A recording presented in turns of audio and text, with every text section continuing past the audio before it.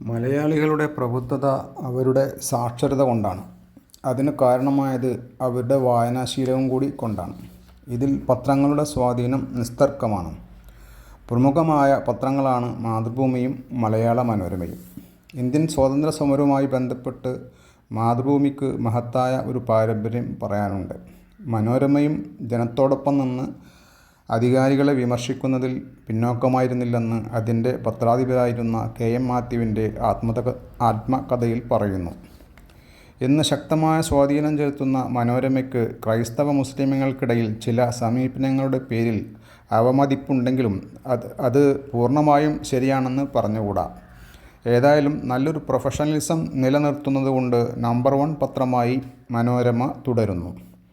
അവരുടെ research mentality അഭിനന്ദനീയമാണ്. ഇതിന് ഉദാഹരണമാണ് കഴിഞ്ഞ ദിവസം പത്രത്തിൽ വന്ന ഫ്യൂച്ചർ റൈഡ് എന്ന പംക്തി. 2025-2050 വരെ കേരളം എങ്ങനെയാവണം എന്ന വീക്ഷണത്തിൽ ലോക മലയാളി സമൂഹത്തിൽ നിന്നും അഭിപ്രായം സ്വീകരിച്ചതാണത്. അതായത് 25 വിദേശ രാജ്യങ്ങളിൽ നിന്നുള്ള പ്രമുഖരായ മലയാളികളിൽ നിന്നും അവർ നിൽക്കുന്ന രാജ്യങ്ങളിൽ നിന്ന് അവർ പഠിച്ച പ്രധാന പാഠം മലയാളിക്ക് എങ്ങനെ അനുകരിക്കാം എന്ന ചിന്ത. ഈ 25 രാജ്യങ്ങളിൽ നിന്ന് വളരെ പ്രസക്തമായ 6 രാജ്യങ്ങളിൽ താമസിക്കുന്നവരുടെ കമൻറ്റുകളാണ് ഇവിടെ അവയുടെ പ്രസക്തിയുടെ അടിസ്ഥാനത്തിൽ ക്രമീകരിച്ചിട്ടുള്ളത്. ആരോഗ്യകരമായ ഒരു ജീവിതം കെട്ടിപ്പടുക്കാൻ ഇവ നമ്മെ സഹായിക്കും എന്നുള്ളത് ഉറപ്പാണ്. ആദ്യത്തേത് ഇന്തോനേഷ്യ. ആരോഗ്യത്തിലൂടെ ജീവിതം. സ്കൂളുകളിൽ കുട്ടികൾക്ക് ബാഡ്മിൻ്റൺ, മാർഷൽ ആർട്സ്, അത്ലറ്റിക്സ്, നീന്തൽ എന്നിവയിൽ നിർബന്ധിത പരിശീലനം. ശാന്ത സ്വഭാവമുള്ളവരാണ് ഇവിടത്തുകാർ. കസ്റ്റമർ സർവീസ് നിലവാരവും വളരെ ഉയർന്നതാണ്. ഹരികുമാർ മരുതൂർ, ലുലു ഗ്രൂപ്പ് ഇൻ്റർനാഷണൽ, പാലക്കാട് ചിറ്റൂർ സ്വദേശി. അനേകം പുഴകളും തോടുകളും കുളങ്ങളും എല്ലാമുള്ള നമ്മുടെ കേരളത്തിൽ എത്രയോ കുട്ടികളും വലിയ ആളുകളെല്ലാം നീന്തൽ അറിയാതെ മരിക്കുന്നുണ്ട്.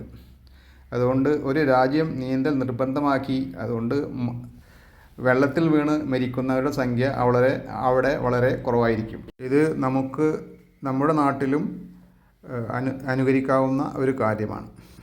ലിസ്റ്റിലെ 2ാമത്തെ രാജ്യം ഓസ്ട്രേലിയയാണ്.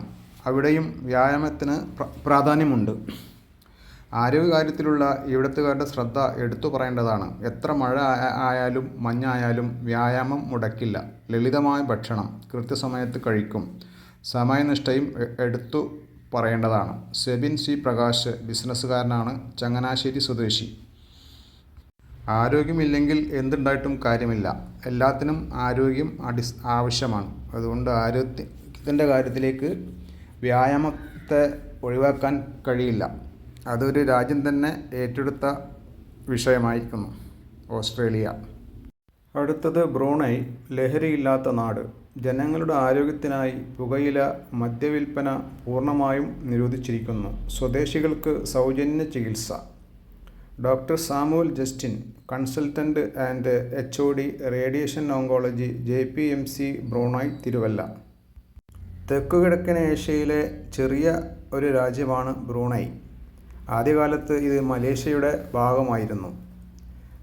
ജനങ്ങളിൽ ബഹുഭൂരിപക്ഷവും മുസ്ലിം സമുദായത്തിൽപ്പെട്ടവരാണ്.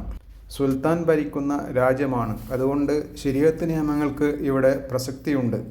അതുകൊണ്ട് തന്നെ മദ്യം പൂർണ്ണമായി നിരോധിച്ചിരിക്കുന്നു. ഇതുവഴി മദ്യത്തിൽ നിന്നുണ്ടാകുന്ന എല്ലാ തിന്മകളും ബ്രൂണൈയിൽ ഇല്ല എന്ന് പറയാം. മദ്യപന്മാർക്ക് വേണ്ട എല്ലാ സൗകര്യങ്ങളും ചെയ്തു കൊടുക്കുന്ന നമ്മുടെ നാടുമായി താരതമ്യം ചെയ്യുന്നത് നല്ലത്. മദ്യത്തൊഴിലാളികളെ സംഘടിപ്പിച്ചു അവരുടെ വർക്ക് ഫോഴ്സ് കൊണ്ട് ചൂഷണം ചെയ്യുന്നവരാണ് നമ്മുടെ നേതാക്കൾ. അടുത്തത് ഫിൻലൻഡാണ്. ശബ്ദങ്ങൾക്ക് വിട. രാത്രി 10 മുതൽ രാവിലെ 7 വരെ അപ്പാർട്ട്മെൻറ്റുകളിൽ നിന്ന് ശബ്ദമുണ്ടാക്കാതിരിക്കാൻ എല്ലാ പൗരന്മാരും ബാധ്യസ്ഥരാണ്. ഭവന സമുച്ചയങ്ങൾക്ക് ആഡംബരം അല്ല, എന്നാൽ പ്രത്യേക ശബ്ദ ഇൻസുലേഷൻ മാനദണ്ഡങ്ങളുണ്ട്.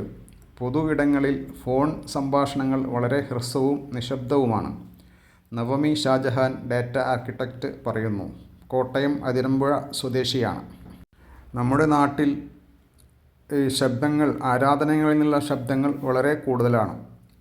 കോടതികളും ഗവൺമെൻറ്റും നിബന്ധനകളെല്ലാം കൊണ്ടുവന്നിട്ടുണ്ടെങ്കിലും അത് എത്രമാത്രം ഫലപ്രദമാണെന്ന് പരിശോധിക്കേണ്ടിയിരിക്കുന്നു. പ്രത്യേകിച്ച് പ്രഭാതങ്ങളിൽ ശാന്തി തേടി ക്ഷേത്രങ്ങളിൽ പോകുന്ന ആളുകൾക്ക് അവിടെ നിന്ന് മണിക്കൂറുകളോളം ചലച്ചിത്രഗാനങ്ങൾ കേൾക്കുന്നത് എത്രമാത്രം ഗുണകരമാകും എന്ന് എല്ലാവരും ചിന്തിക്കേണ്ടതാണ്. അടുത്തത് ജപ്പാൻ. ആർഭാടങ്ങൾ അകലെ. സാധനങ്ങൾ പാഴാക്കിക്കളയുന്നത് തെറ്റായി കരുതുന്ന മികച്ച പൗരബോധമുള്ള ജനങ്ങൾ. ആർഭാടം ഒഴിവാക്കിയുള്ള ജീവിത രീതി. Professor doctor Sakthikumar, Tokyo university, Kottayam Thirunakkara സ്വദേശി. ആറ്റം ബോംബിൽ ശൂന്യമായ ഒരു രാജ്യം. ഭക്ഷണത്തിൻ്റെ പ്രാധാന്യം നമ്മൾ ഗസ യുദ്ധത്തിലൂടെ മനസ്സിലാക്കി. അവിടെയുള്ള കോടീശ്വരന്മാർ മുതൽ പാവപ്പെട്ടവർ എല്ലാം ഭക്ഷണത്തിന് വേണ്ടി ദിവസങ്ങളോളം ക്യൂ നിൽക്കുന്ന അവസ്ഥ നമ്മൾ നേരിട്ട് കണ്ടതാണ്. അതുകൊണ്ട് പാഴ്ചെലവുകൾ ഒഴിവാക്കി അത്യാവശ്യങ്ങൾക്ക് മാത്രം പണം ചെലവഴിക്കുന്ന ഒരു സാമൂഹ്യ ഘടന ജപ്പാൻകാർ ഉണ്ടാക്കിയിരിക്കുന്നു. കാനഡ. സമയം പ്രധാനം. ഇവിടുത്തുകാരുടെ സമയനിഷ്ഠ എടുത്തു പറയേണ്ടതാണ്. ജീവിതം കൂടുതൽ ചിട്ടയുള്ളതും സമയബന്ധിതവുമാണ്. ഇത് അവരുടെ സംസ്കാരത്തിൻ്റെ ഭാഗമാണ്. ജോസ്മി ജോയി, നഴ്സ്, കോട്ടയം സ്വദേശി. ആധുനിക കാലത്ത് ടൈം മാനേജ്മെൻറ്റ് ഒരു പ്രധാന പാഠ്യവിഷയമാണ്. സമയം എല്ലാവർക്കും തുല്യമാണ്. പക്ഷേ ചിലർ ആ സമയം കൊണ്ട് ഉയർന്ന നേട്ടങ്ങൾ കൊയ്യുന്നു. മറ്റു ചിലർ മടിയന്മാരായി സമയം കഴിച്ച് മറ്റുള്ളവരുടെ ആശ്രിതത്തിൽ കഴിയുന്നു, മറ്റുള്ളവർക്ക് ഭാരമാകുന്നു. അതുകൊണ്ട് കിട്ടിയ സമയം ഏറ്റവും നല്ല രൂപത്തിൽ ഉപയോഗിക്കാൻ പഠിക്കണം. അതാണ് ടൈം മാനേജ്മെൻറ്റ്. കാനഡക്കാർ മുന്നിലാണ്.